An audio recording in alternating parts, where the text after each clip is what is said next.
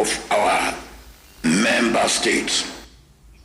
Kutoka kaunti nambari 1 tuelekee kaunti namba 31 ambapo wazazi wa shule ya upili ya Chereta katika eneo la Laikipia wamelalamikia kuhusu ongezeko la visa vya wizi wa mifugo. Katika tukio la hivi karibuni, wezi wasiojulikana walivamia shule ya upili ya Chereta na kuiba ng'ombe 3 wa maziwa na ndama 2. Wavamizi hao walitoka na mifugo hao na baadaye kuwachinja mita chache tu ndani ya eneo la shule na kutoroka na nyama pamoja na ndama hao 2.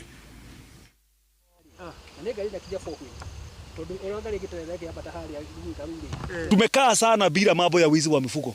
Sasa umechipuka ambapo zinachinjwa. Hii ni bomba ya 3. Juzi kuna bomba zingine 2 wamechinja na hazijapatikana. Shule imepoteza ng'ombe 5. Chaji 3 zimeshijiwa hapa katika compound ya shule na kuna jahubiri ambao tutujui kama zilibebwa ama zilienda wapi. Kwa hivyo kwa ujumla ile pesa shule imepoteza ni kama shilingi nusu laki, 500,000. Hizo ng'ombe ndio shule ilikuwa tunakamua na tulikuwa tunategemea kwa maziwa ya staff na hata tulikuwa tunauza hiyo maziwa. Kuja nikapata ng'ombe wetu 5 wa shule hawaonekani, kuangalia tukapata mahali walichinjia ng'ombe 3, tukarus ndama 2. Kwa hivyo hiyo yote ni ng'ombe 5. Tuelekee kaunti nambari 3 ambapo familia ya